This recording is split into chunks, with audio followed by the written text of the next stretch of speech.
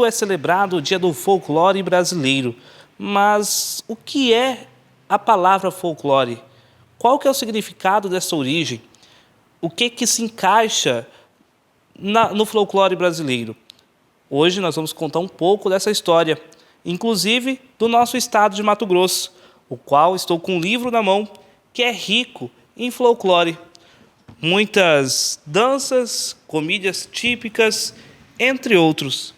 Nós conversamos com a coordenadora da Escola 7 de Setembro, Patrícia Itaibelli, que vai trazer mais detalhes sobre esse dia. Bom, a palavra folclore, ela se origina de duas palavras que vêm do inglês, folk e lore. E o folk é justamente povo. Quem são as pessoas que vieram trazendo essa narrativa. E o lore vem justamente das histórias, as histórias que foram contadas, os mitos que foram disseminados pelas fogueiras. Porque imagina, gente, numa época lá na Idade Medieval, quem assiste as séries de Game of Thrones, House of Dragons, vê os cantores que ficam cantando os feitos dos cavaleiros, as histórias dos dragões. Então, naquela época não tinha TV, não tinha tecnologia, não tinha nada disso. As pessoas tinham a cultura do contato, como aqui no Brasil. A gente sentava perto do lampião e ouvia história. Quanto mais escuro, mais assombradora e mais eletrizante, era melhor a história. Isso acontecia lá na Inglaterra, nas fogueiras, eles falam que é os vinhos com especiarias, mas eu chamo de quentão, que é vinho quente, com maçã, com gengibre e outras coisas, e tomavam isso na beira da fogueira e começavam a contar histórias e feitos. E quanto maior o feito, mais enfeitado, melhor a história. Nesses feitos, as histórias como do Rei Arthur, ela foi sendo disseminada por toda a Europa. Então, foi daí que nasceu folk, que é o povo, e lore, o povo que conta as histórias. O folclore brasileiro, ele é fundamental porque ele que traz a nossa identidade do que é ser brasileiro, né? E ele tem várias características. A gente pensa no folclore apenas nas lendas que a gente conhece, né? Saci Pererê, Mula Sem Cabeça, Cuca e tantas outras lendas que a gente ouviu quando criança. Só que o folclore, ele tem uma gama de outros costumes da cultura brasileira. Por exemplo, aqui no Brasil, aqui no Mato Grosso, nós temos a dança do rasqueado, do siriri e do cururu.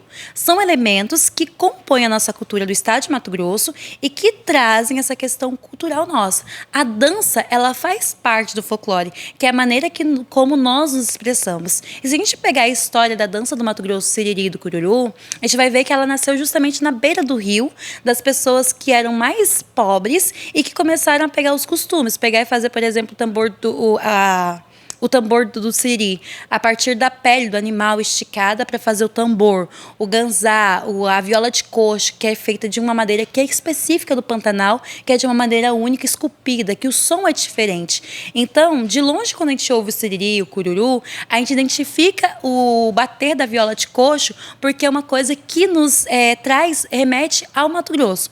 Além disso, as lendas que a gente tem, que são mais assim, as mais trabalhadas, principalmente na questão da literatura em sala de aula, aqui no Mato Grosso nós temos a lenda do minhocão, que é como se fosse a buiúna de outros povos, né, que no Kusikibaxa, com os indígenas aqui da nossa região, é a buiúna, que é a cobra grande, a cobra que mora nos rios e que tem um elemento muito dessa questão de controlar a vida e a morte dentro dos rios. Lá para cima, para Cáceres, o minhocão, tem um elemento católico que dizem a lenda que ele foi amarrado debaixo da catedral com um fio de cabelo de Nossa Senhora. Então, olha como a miscigenação do mito indígena junto com o mito católico para explicar um fenômeno, por exemplo, da torre que é trincada. Então, são elementos que são para explicar alguns fatos que acontecem.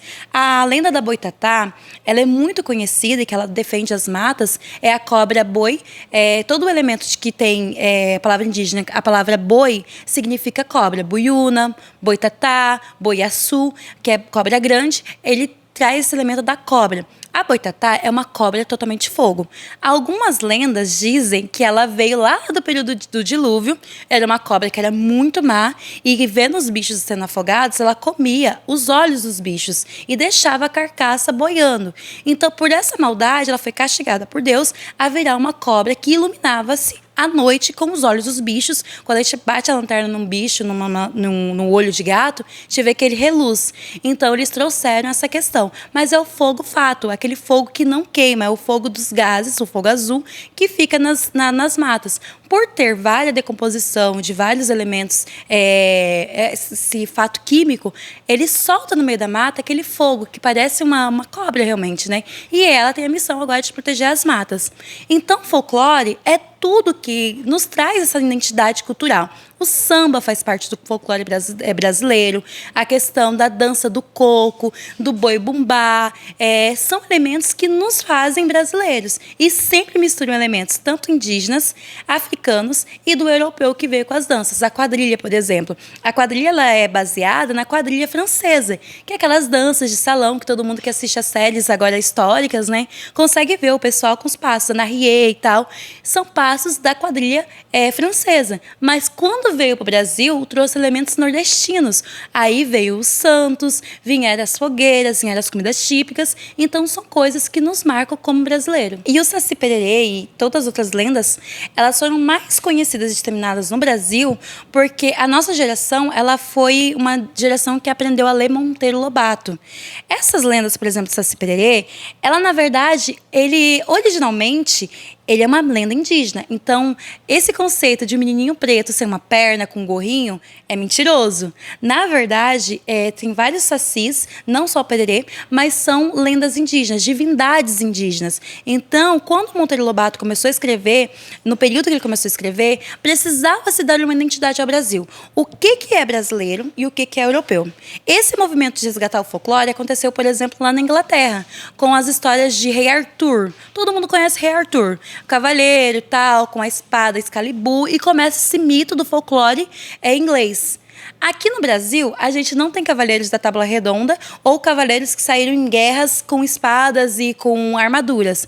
Mas nós temos as histórias que a gente ouvia dos avós, das assombrações dos vilumbres de mata. E essas histórias, elas eram contadas no sítio, sempre uma pessoa mais velha que teve alguma experiência fantástica e contava para os netos. Nenhuma história tem um final igual. Ou é aquele conto, né? Quem conta um conto sempre aumenta um ponto. Então, toda vez que a gente ouvir a história do Saci Pererê, da Mula Sem Cabeça, a gente vai ver diferente. Com a ascensão da TV brasileira, com a ascensão da literatura nas escolas, as pessoas começaram a ler as aventuras do Sítio do Pica-Pau Amarelo. Ali tem alguns elementos do folclore brasileiro e algumas foram mudadas para se adequar à imagem que se queria passar do Brasil. Aí o Saci Pererê foi um desses que modificou sua história de origem. Aí a gente tem que o Saci Pererê é um menino bem levado, que azeda o leite, que trança o rabo dos cavalos, que queima o feijão. E é um menino que é brincalhão. É umas brincadeiras tipo de criança, né? E que todo mundo sabe que se tem um redemoinho, jogou a peneira e colocou uma garrafa, você prende um saci. Quem assiste agora a novela Renascer tem também a lenda do folclore, que é do diabinho na garrafa. E essa lenda é contada pelo Nordeste brasileiro há muito tempo. Essa história, ela vem dos avós. E aí tem outros que a gente fala muito, né? Foi pego com a boca na botija. Muita gente não sabe o que é uma botija. A botija trata-se de um pote cheio de ouro que os mais velhos não tinham esse banco. O que eles faziam no tempo do garimpo? Enterravam os tesouros nas botijas. E aí, diz a lenda que quando você tem um sonho que a botija está enterrada e você vai sem medo, você consegue pegar aquele tesouro. Só que no caminho até você achar essa botija, tem fantasma, tem assombração, você até açoitado, vários elementos. Porque quem é que mais sofria no período da escavação, período da mineração? Os africanos que foram escravizados. Então, era o chicote, então você tinha que pagar por aquele ouro. E aí, quando se fala da boca na botija, muitas botijas foram enterradas e até hoje não foram achadas. Principalmente em Minas Gerais, esse conto acontece. Como também da Mãe Douro, que defende as minas que tem no Brasil.